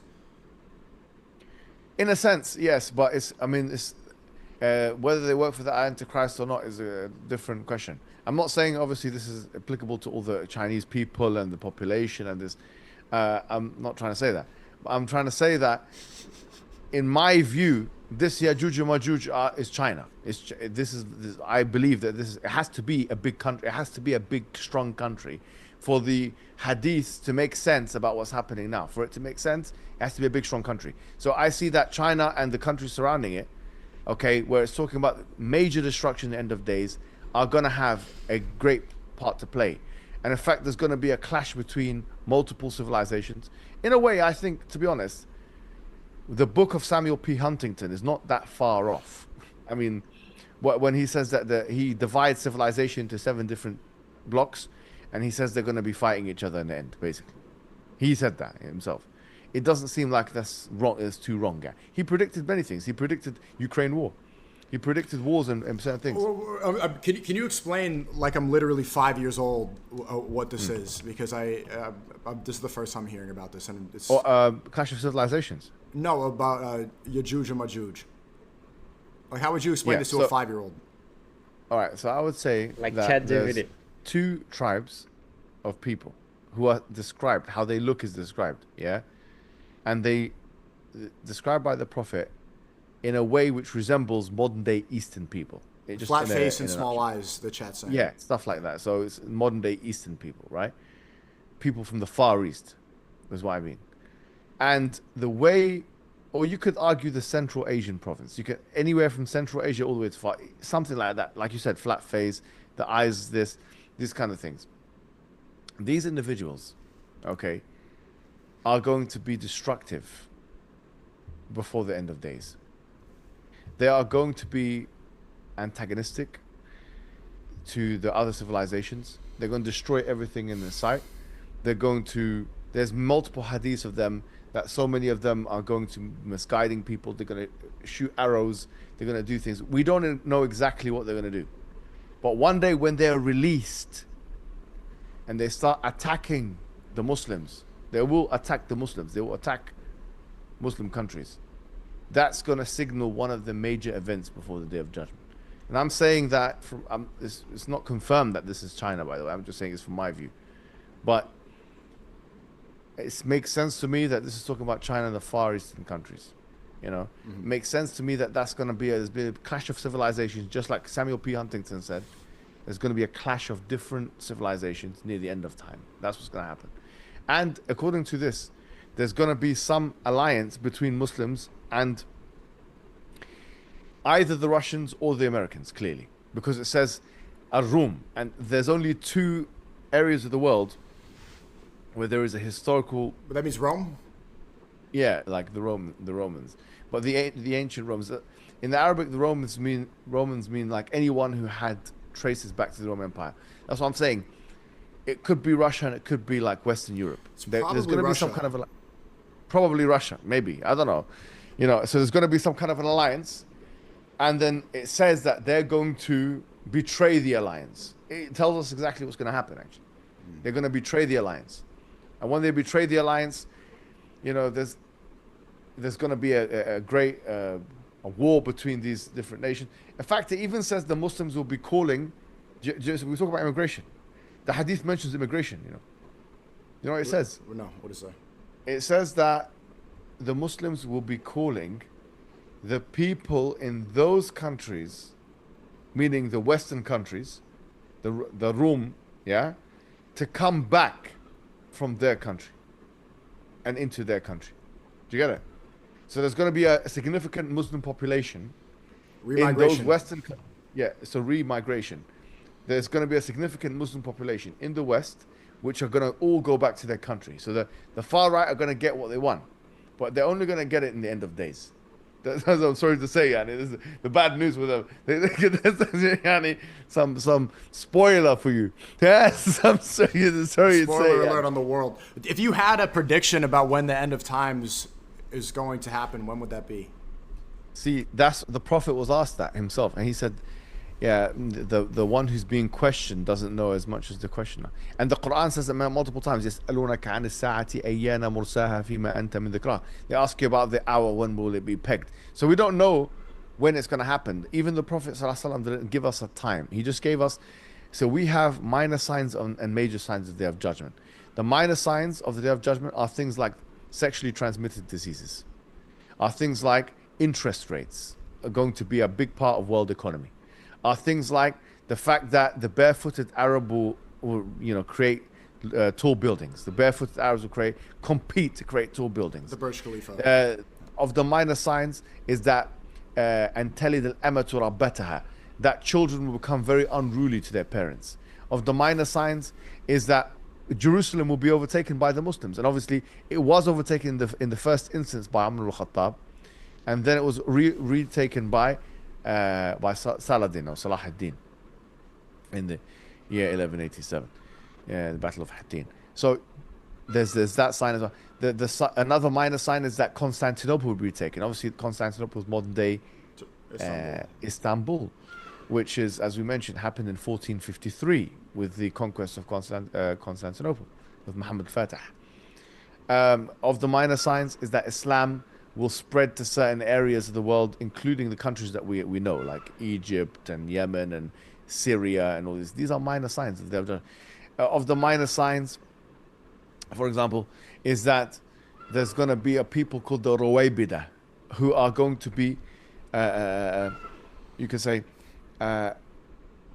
low-level, trivial people, okay, who people will start believing in them.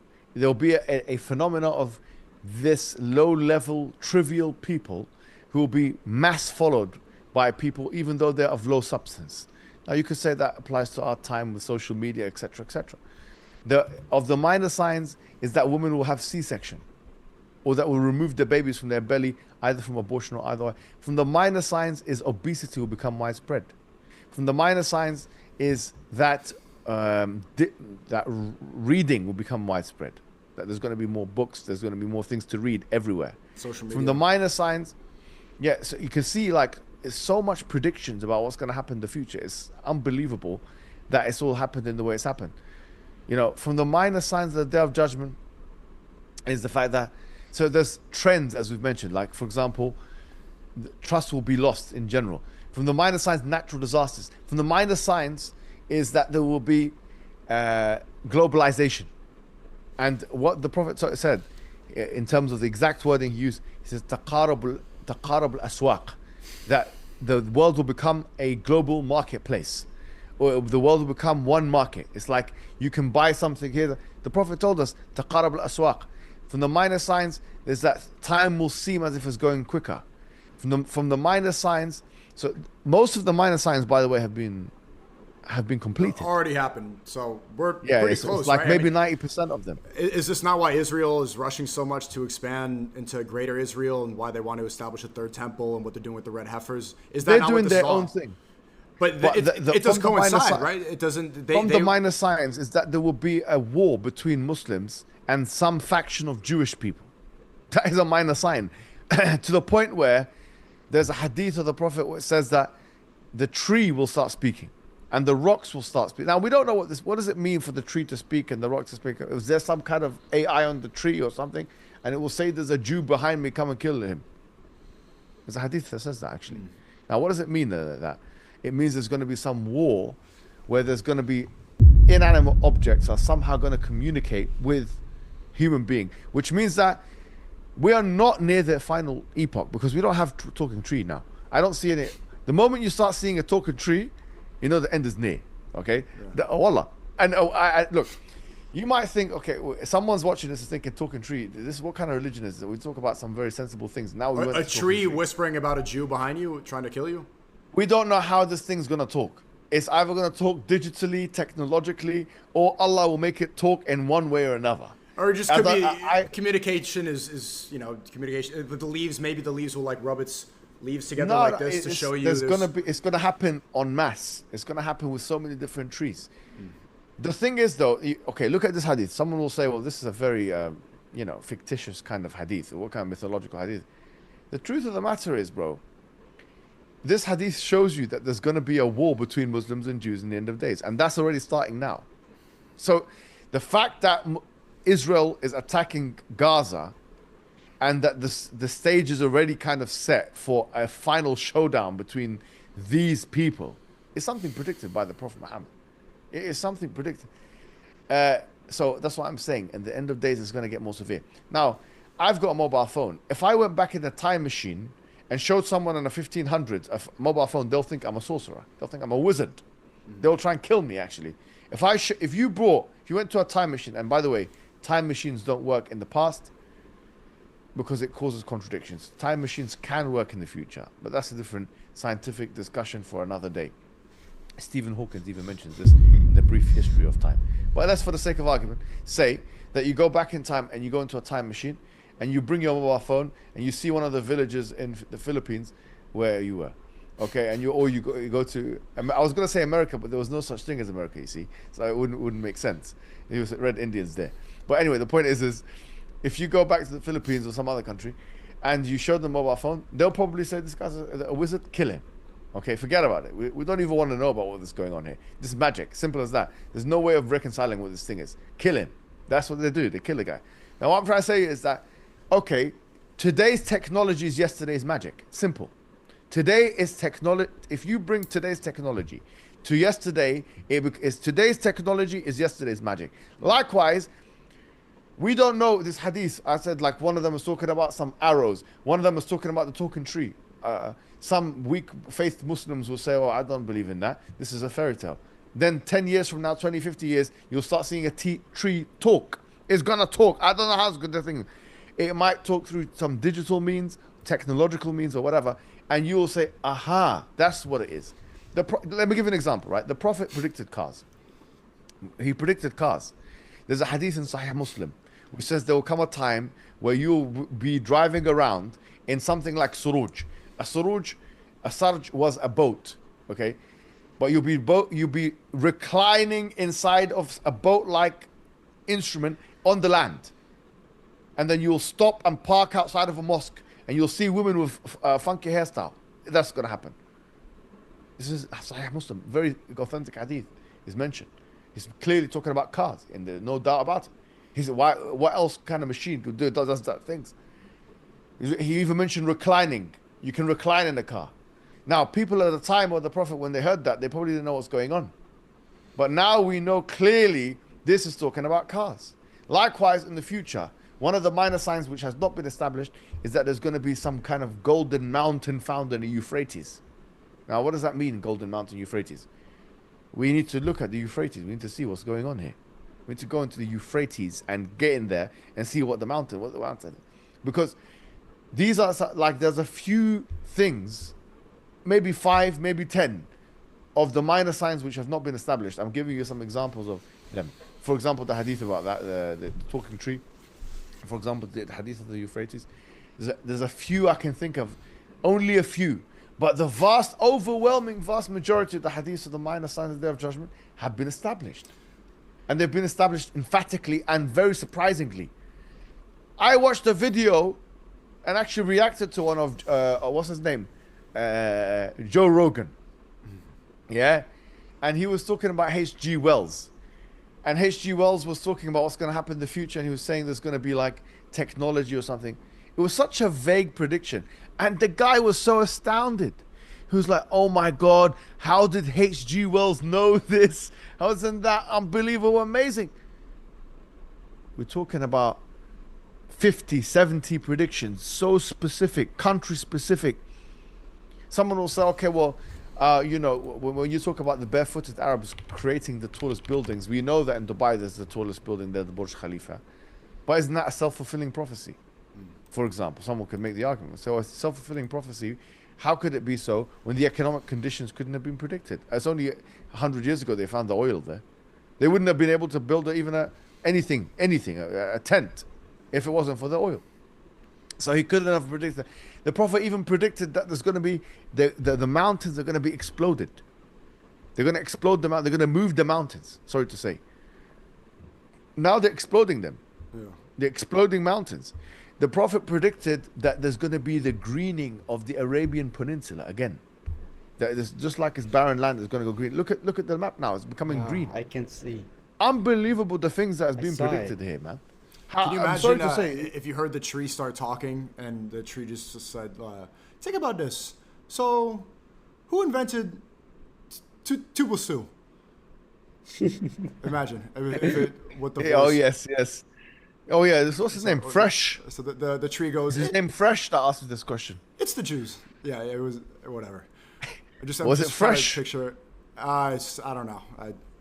Well, I forget his name. Yeah. Something like that. How's Fresh? How's Fresh? What's he doing nowadays? What's he doing this Fresh? What's he doing now? Hopefully a couple girlfriends. I heard that he had a girlfriend that was basically a side something, and then he had a baby with her or something. Gave her all the money or something. I don't know. And then don't know. It's true. I don't know. Oh no. This is true. Give him the money. He went against all of his principles. That's what I heard. But it might be false news. Maybe, perhaps. But I know it's late where you are. This conversation went on a lot longer than I had anticipated. I'm sure we can keep going, but what time is it over there in London? Yeah, it's almost 12 o'clock. Yeah, we'll call it a day. Inshallah, bro. This was very interesting, especially towards the end. I'd like to hear your your takes about China being Juju Majuj was some of the stuff. It's very interesting. I like when you're able to combine your philosophy background with your theology background. It has a good collision. Well, thank you very much. Now, these are things I've been thinking about. Maybe someone will correct me in the comments somewhere, but I want to see what people's reaction will be as well. I But love it's it. good for non-Muslims also to see some of the evidences for the veracity of Islam, for the truth of Islam. Because I'm sure that when you look at and see all those predictions and prophecies as a non-Muslim, you're probably thinking, no, this Muhammad that was in the desert, sallallahu alaihi wasallam, he couldn't Sallallahu alaihi have been a man and just a man making this stuff up. He had to have been divinely inspired. And when they come to that conclusion, then they can be liberated. The people can be liberated. True liberation. Yeah, forget this freedom of speech and expression, the holy cow and the fake the beliefs that they believe in.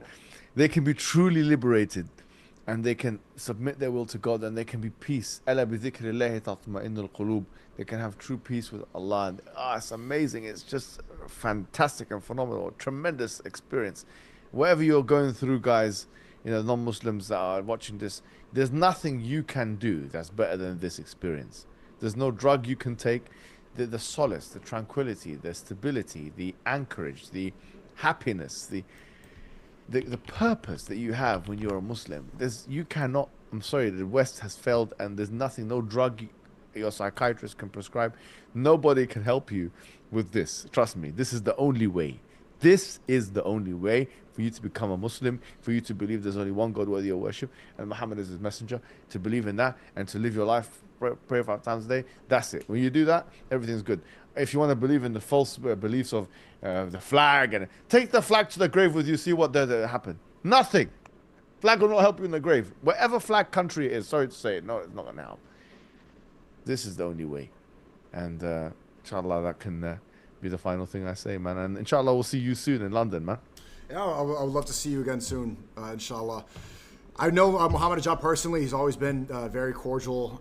Sometimes like people see the boisterous performance, and it's good. But I think if you know Mohammed Hijab personally, I have nothing but good things to say. Thanks so much for coming on. I would love to have you again in the future. Appreciate that, Look man. forward to Thank my you. next visit to London. We have a lot of work to do. Inshallah, bro. Thank you, man. Assalamu alaikum. Walaikum assalam. So that was a great conversation.